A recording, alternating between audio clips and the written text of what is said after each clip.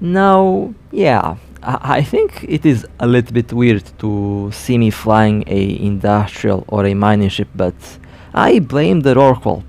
The Rorqual inspired me to do a lot of very weird things with these ships, and well, today I'll be flying the Venture 4.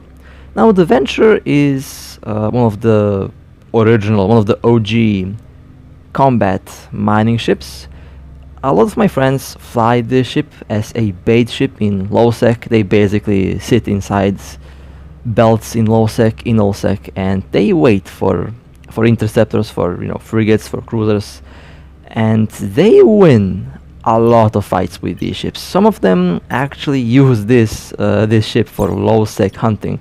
Basically, they drop the Venture 4 on some random apocalypse strikers, on some Balgorns and ships like that, and they actually win. So yeah, these little ships are very lethal in the hands of a skilled pilot. Now the Venture doesn't get any bonus on any weapon system. It only has a bonus on drone hit points, but all the other stats are basically for mining, so you will get no extra DPS from the skills.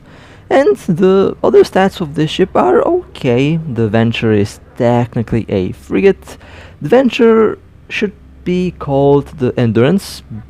It's literally the same hull from the Evo 9's Endurance, but there is no covert ops cloak yet for this little ship. So let's take a look at the build. Now I will show you some of the builds that a lot of players use, and I'll also show you some builds that I come up with. The classic combat Venture build uses missiles, exclusively rapid missiles, but you're also free to use the small missiles.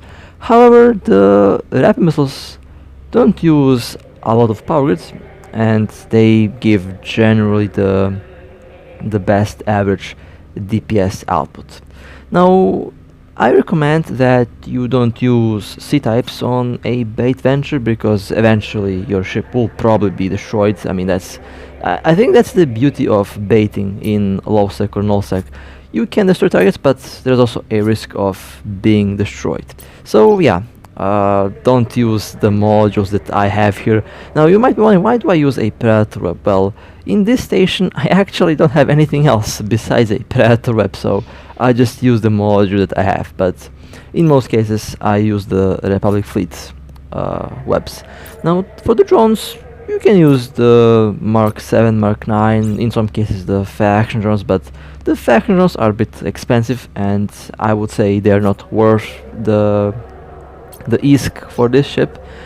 And again, in the low slots I have a micro-drift, a damage control, and a medium extender. Yes, this little boat can fit a medium extender easily. It can fit the higher meta level one, it can fit the classic ones. It all fits just fine. The damage control is, a classic module nowadays that's used for PvP. A micro-drift for an afterburner, both are very good options, but an afterburner saves capacitor, and you will see when I'm talking about later when I undock with this build. And again, for the afterburner, the Republic Fleet Mark 10, Mark 9 is more than enough. Although in this station I have a bunch of modules, so I just pick whichever my finger taps first. But in combat I would probably use the Republic Fleet module because it's cheap and overall it uses less power grid. So if you need the power grid, then definitely use the green modules. As for the rigs, triple loading bay accelerator, that will improve the activation time of the missile launchers, and it will improve the DPS. Don't have to use anything else besides the loading bay accelerators. I would say they're the most important module that you can have. And well, in the engineering rigs, I really had a lot of ideas. Now, the tier 3 rigs I would say are overkill. Tier 2, tier 1 rigs are more than enough. Auxiliary thrusters, you can also use capacitor rigs, and you can also use targeting. I would actually recommend, if you are already baiting in low sec, that you should use targeting rigs to lock on a target as quickly as possible. The first ship that lands the hit usually wins the fight. That can also apply to this little boat as well. Now, as for the nanocores, this is where things get interesting because most of the nanocores are for mining. However, there is this monsoon core that is going to give you laser damage, rail damage, and cannon damage. And well, since we are mostly focusing on combat today, I'll be using that blue core, and since that is a blue core, it is easily available on the market and you can reverse engineer it, so it is easily accessible if you want to have a extra DPS boost from your combat venture. Now with the missiles we have two options, well technically three options, but I use two implants. You have three options with the missiles. Tactical missiles, and I would say tactical missiles might be the way to go because it gives you extra points, basically extra scrambler strength. So since most ships nowadays have a lot of stabs, this implant might actually help you to keep the ship in place. Even interceptors have like 12 stabs nowadays, which is very sad. So if you don't want your target to escape, or if you want higher chance to keep the target from running, then the tactical missiles are definitely going to be the way to go. So let's undock and let's see how this little boat will work with the current build.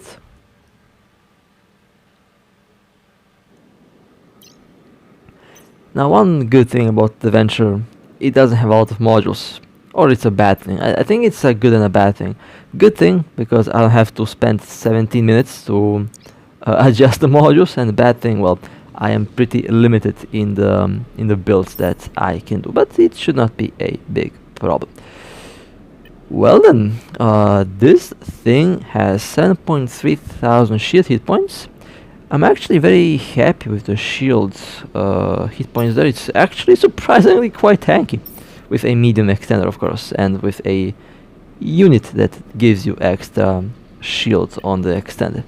And this thing is also lighting fast, 3.6 kilometers per second.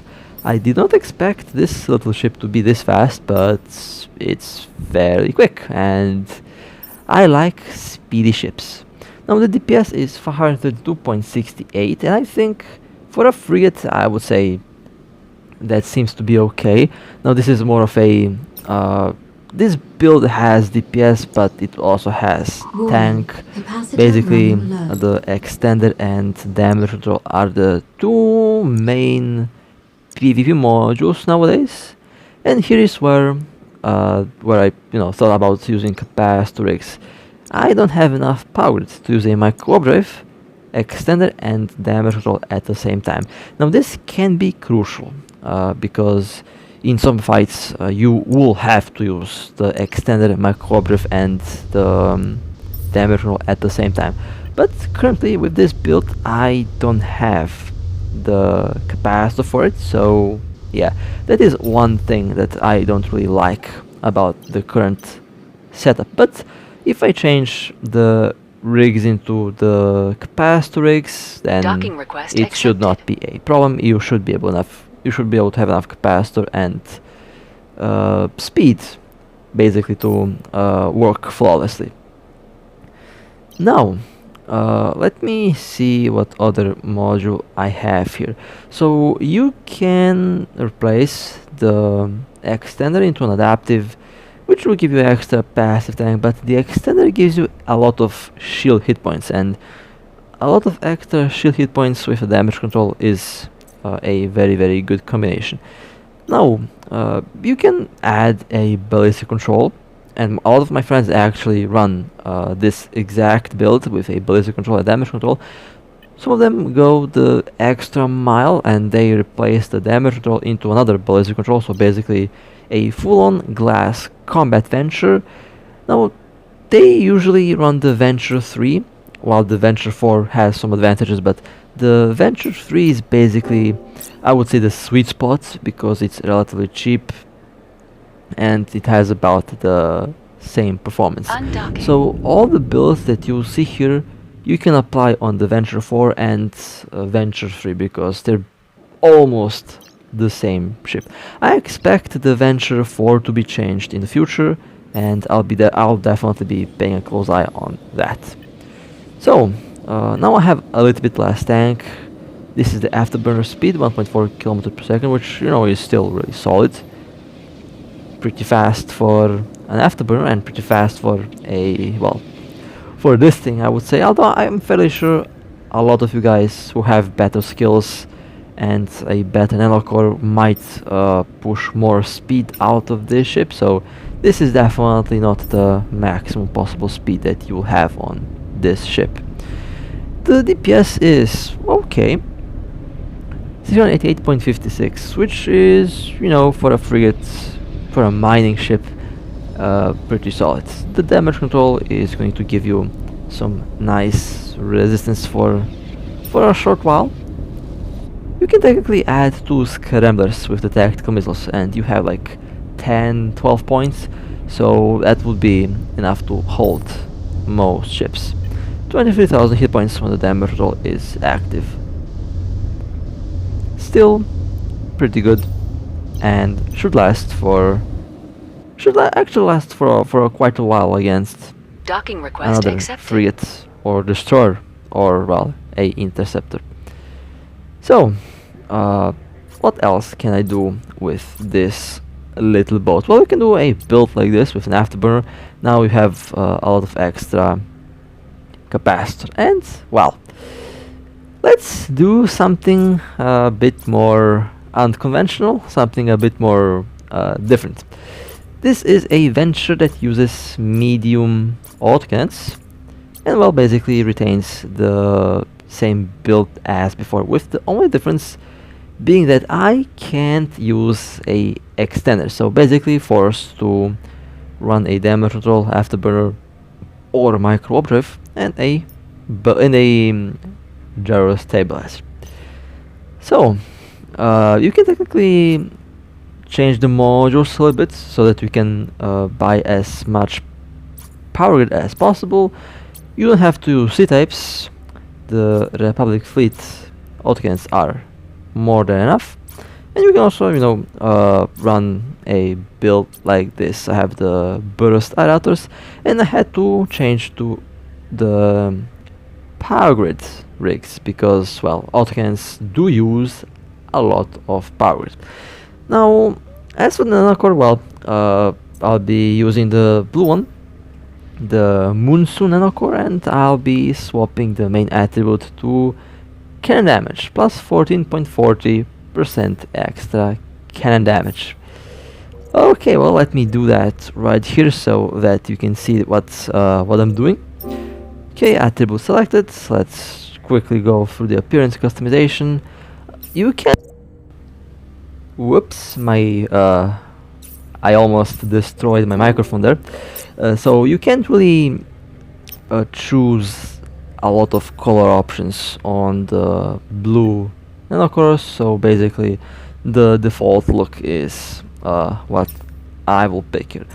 486.16 DPS. Now, we all know what implant I mostly use. Well, we all know what implant is mostly used with autocannons. Well, it's the barrage implant or the sniping technology, but for DPS I would say go with the barrage implant. I have this implant on level 33 on my account, on my main account, and well, I actually push very similar DPS to what I'm showing you here, which is kind of hilarious because my barrage implant is level 33. But let's see what kind of I'll be honest, I'm a little bit worried.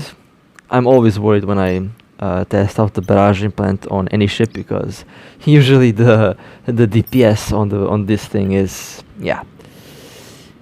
I have a very bad feeling about the DPS on this ship. The speed is a little bit lower because I have sacrificed 2 rigs for power grid, but yeah. Let's see the barrage implant DPS, and oh no, 1810.44. Okay, well, I'm having some very, very, very interesting ideas now with adventure. Let's just keep it at that. 1,810. And let's turn on the... oh no, 2,212.88. Well, on my barrage implant, I would have 1.6 thousand with everything running.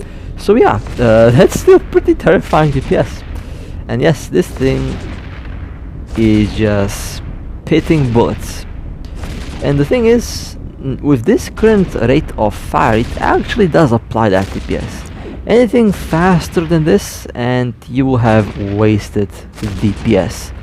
So yeah, surprisingly works really well on a venture. I can guarantee you, a random interceptor is not going to expect to be slapped with like 2000 DPS to the face. They will not see that one coming. Now I have some issues with power here, and I'll fix that by changing the afterburner into a normal afterburner. Well, this one is also normal, but you know, just to use something cheaper. Mark 9, let's do this. And yeah, this freed up a decent amount of power, and now I can fit. There we go. Now the power is nice and full. Okay, dual gyro stabilizers, full glass, a little bit risky, but let's see the DPS. Let's see that scary DPS. Now I think with dual gyro stabilizers, because of how fast the turrets will fire, I think I will have a instance of wasted DPS. So I would say one gyro stabilizer and one extender, or well, one damage control is the way to go. But you know, for the lols, for the giggles, let's see how much DPS I get out of this thing. 2003, lovely. 0.98 seconds. Yeah, this is this is on the edge of the severe tick.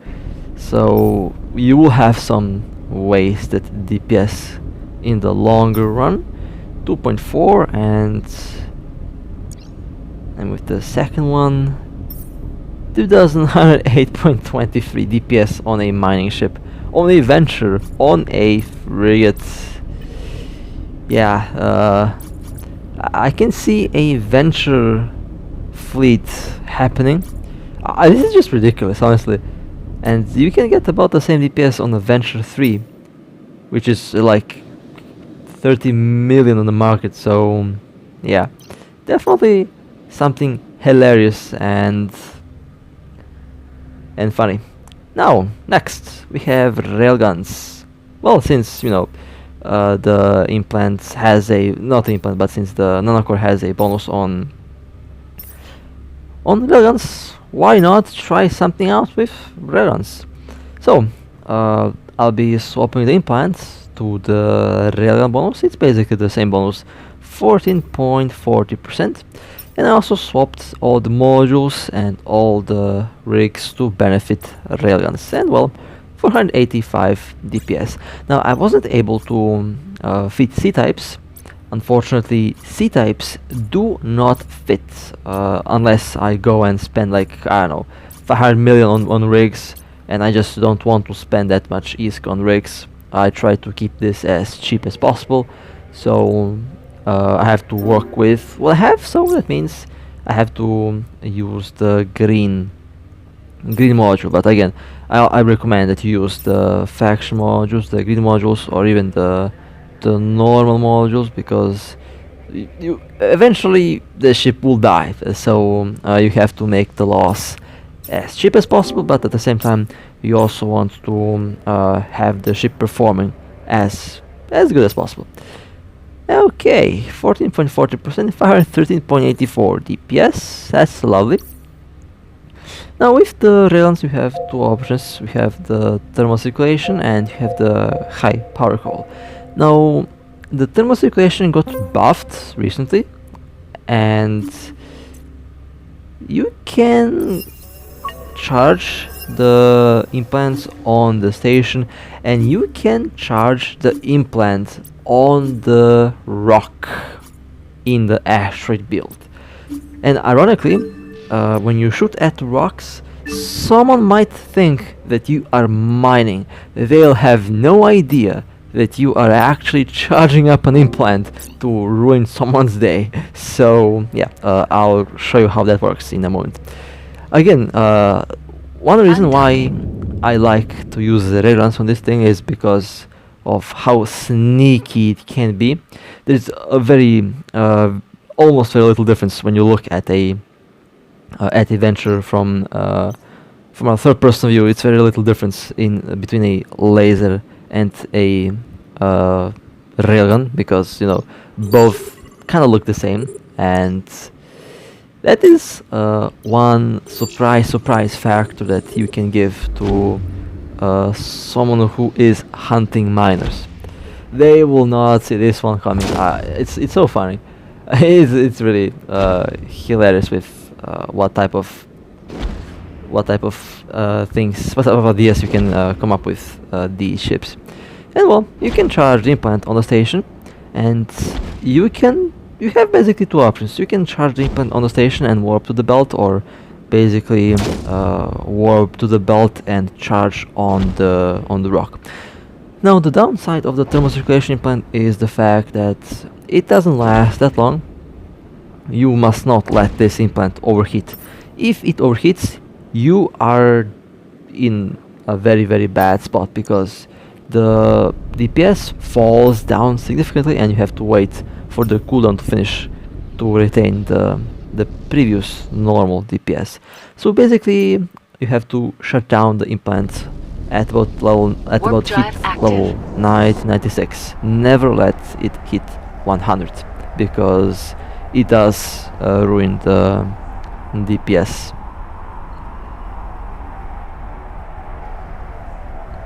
And let me warp to the belt. So as you can see, the implant is still active, the DPS is still there, and the heat level is still there. So let me go and shoot this rock. Ironically, some of the other ships that I tested didn't let me lock the asteroid with it. But since the Venture is a mining ship, I guess it just can lock rocks, and you can charge the implant on the rock. So yeah, if someone were to warp cloaked and watch what I'm doing here, they would probably think, yeah, this guy is mining. Well. Oh man, would they be in for a surprise when they get close. Now the railguns have better tracking than the Odcans, so it might be easier to hit targets, but most ships that engage a miner don't expect the miner to have weapons, and they usually don't orbit. They just approach zero and stay at zero, and that's what's going to kill them. So warp drive yeah, active. that's one of the tactics that you can use. I see that happen over and over and over again. I have a lot of friends in all aspects of the game. I have friends that are miners, friends that are pirates, mercenaries, even industrial pilots, and all of them have basically told me the same thing. So let's quickly take the high power coil and let's test them out as well. These mining ships, and I mean, it's funny. The miners would be funny if the miners can actually do damage to the ship. That would be hilarious, but I would be actually a little bit overpowered if you think about it. Okay, let's charge the high power coil. Now the difference between the high power coil and the thermocirculation, the high power coil lasts much longer. It has a lower DPS, but it lasts much longer, and overall it is much easier to use. And overall, I like the high protocol, but it's, I would say, a bit more expensive than the thermal circulation. I got the thermal circulation for 2 billion, was extremely cheap actually. I think it was for 2 billion, 2.5 or something like that. It is one of the cheaper implants that you can get at the moment, but it has been buffed and it does do some very nasty DPS. Well, some good DPS with the high protocol, and now let's do something silly and let's add 2 magnetic field stabilizers. And let's go to the thermal circulation. Now the DPS should be a little bit higher. Now some of my friends don't actually use a afterburner or a micro warp drive. They usually use that spot for damage control while they have dual damage mods, and I think it all depends on player preference. Since I like to keep my ships mobile, I like my ships to be able to move around, because, you know, mobility, speed also plays a big role in combat, big role in PvP.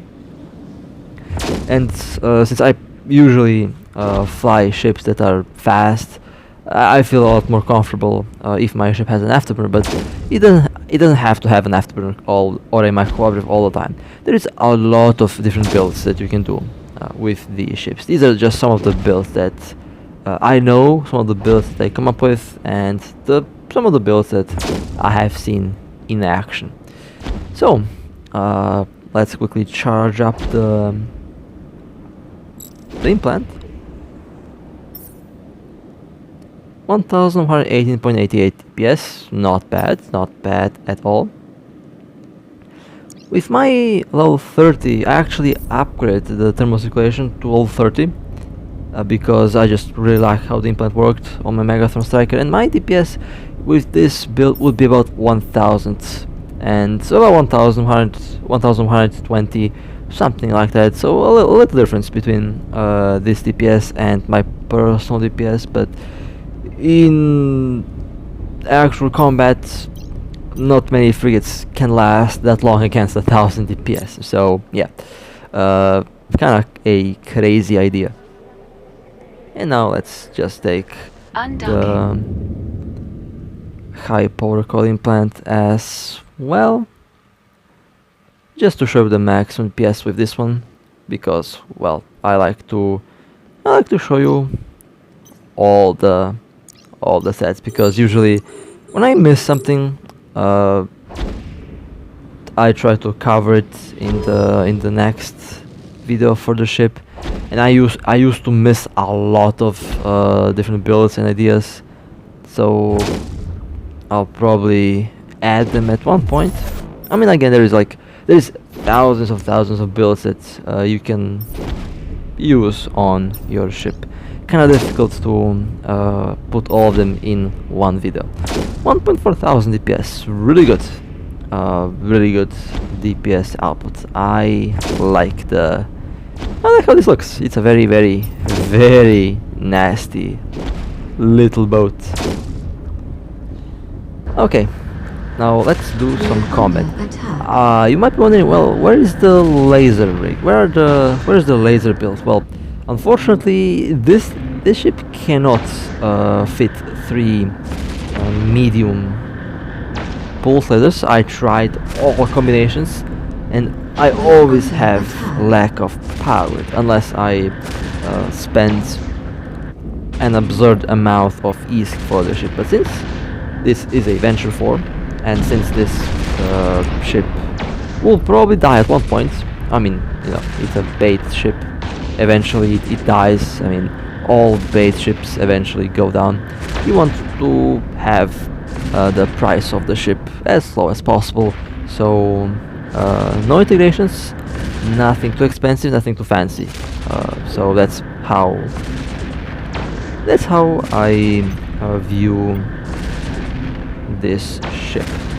So the auto cannons are surprisingly good. Now, the main reason why the missile launchers are used in most cases because they don't miss.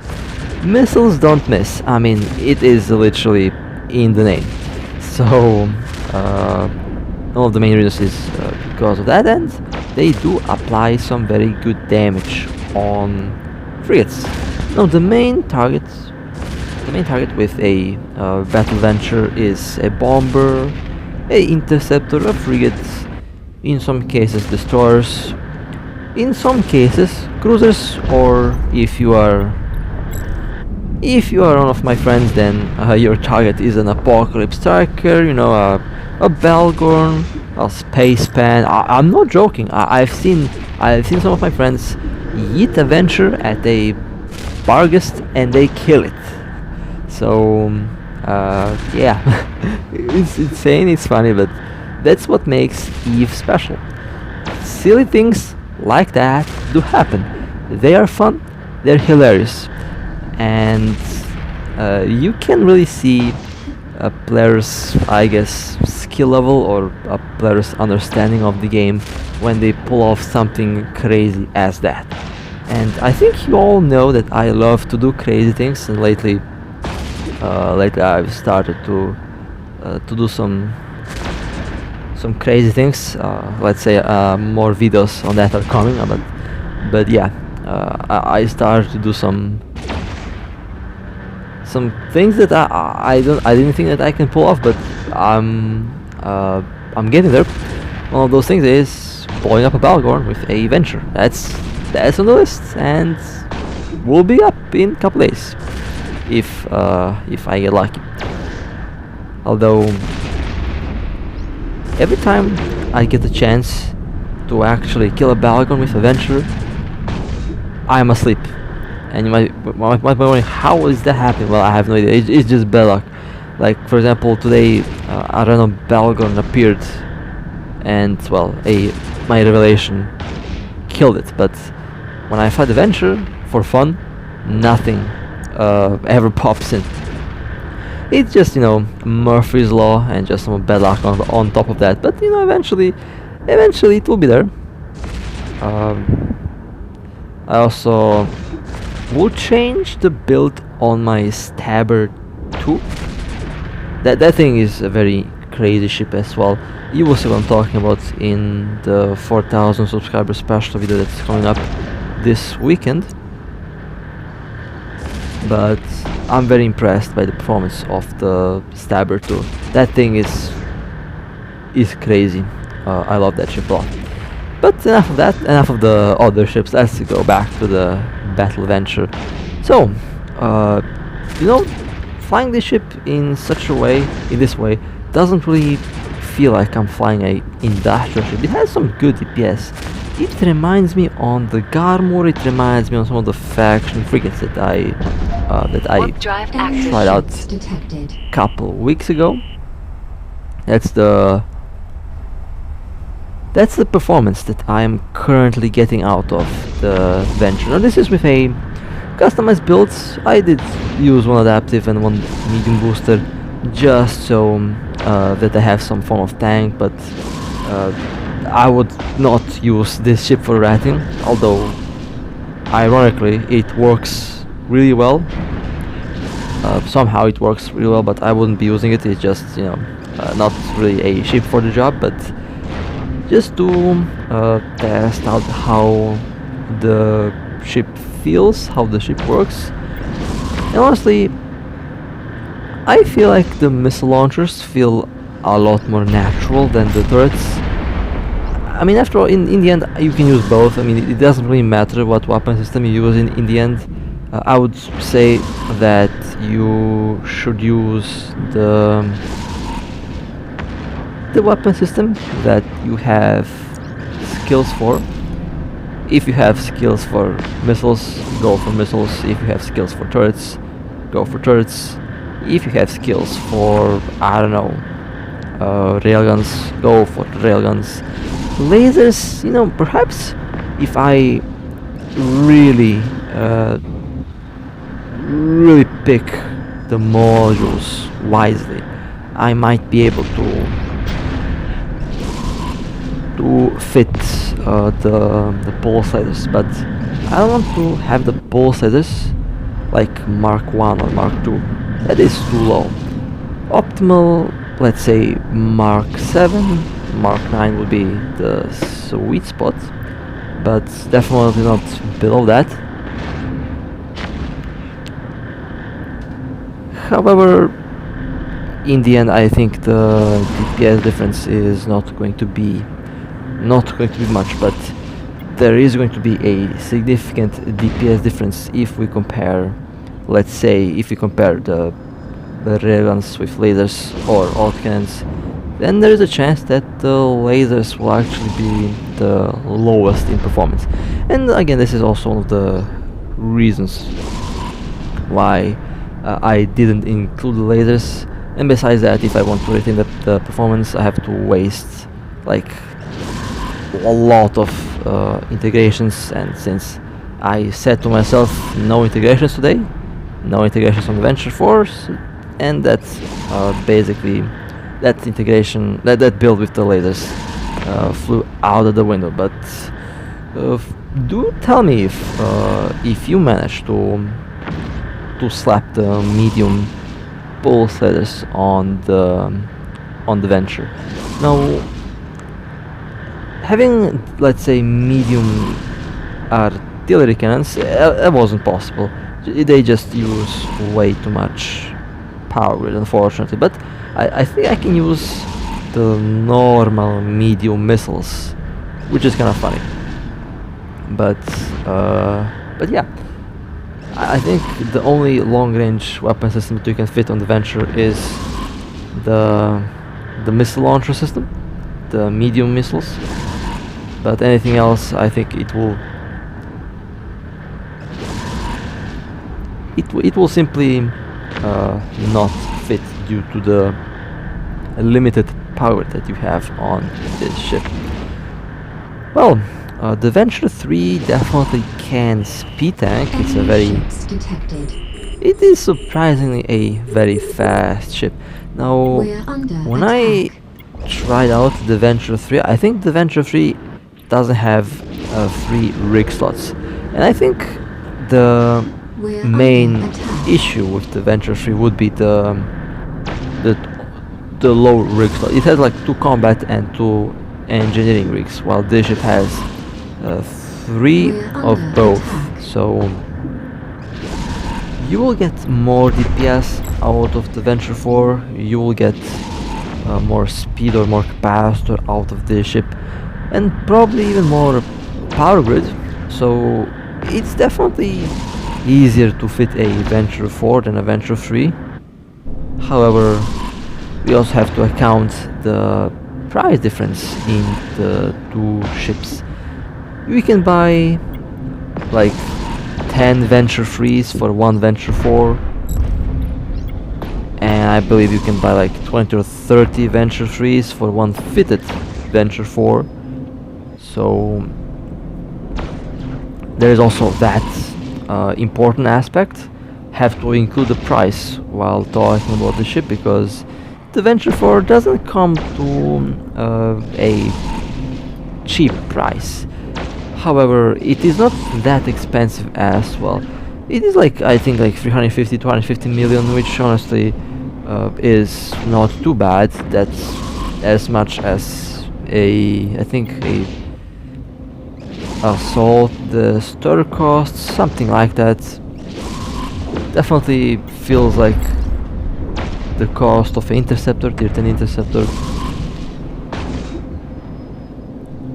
And I believe it is not that expensive, but it is definitely expensive if we compare it to the price of the normal Venture 3. So I guess that might be the only limiting factor on this ship, its price. But it is definitely going to be cheaper than a Cinnabon, definitely going to be cheaper than a Vigilant, or other things like that. And you might get some hilarious reactions out of a Battle Venture, because they are not really a lot of pilots who go and hunt in low sec always seem to forget about a battle venture possibility. I have seen that many times in the past, and even after 3 years, the battle ventures are still out there. They are still lurking around, and I would love to see more of them in action. I would really love to see more of them in action because it is very funny. And what is it? Oh, okay, my apologies. Was distracted for something in the background. I'm basically playing 2 games at the same time, so had to look what was happening on the other screen. But with that being said, feel free to tell me what do you think about the Venture 4, and I'm very interested from let's say your personal experience. If you flew the Venture 4 or Venture 3, I'm interested to know which one you prefer, and if you had any combat experience with one of these ships. I'm very interested to know which one performed better in your experience, because it's one thing to talk about the ship over here and to fly around the ship for a bit, because I know we all have like different builds, we all have different tactics, so I'm interested to hear from everyone on what type of tactic they apply in their venture, either combat venture, or doesn't have to be a venture, can be an orca, a covetor, a rorqual, or things like that. I'm very interested to know if any of you guys are actively, or if you had been using a combat mining ship for the fun, because I'm trying to come up with something silly, with something very funny and very silly, and right now a ridiculous battle venture is on my list alongside a battle rorqual and a battle orca. That's also on the list. Yes, I'm looking into getting a rorqual right now, so that's no longer a secret now. Although 100 billion is quite expensive, but you know me, I have a lot of stuff to sell, so eventually I'll get the ISK that's required for a battle rorqual, and that's going to be just, I believe that's going to be just pure craziness. But in any case, hope that you guys enjoyed this this little run with the battle venture. Again, I have a lot of plans for the combat industrial ships. I plan to yeet them around, and very interested to know what you guys think about the battle venture. Again, feel free to tell me in the comments down below. And with that being said, if you would like to support me, feel free to like and subscribe. And with that being said, stay safe, fly safe, and I'll see you next time.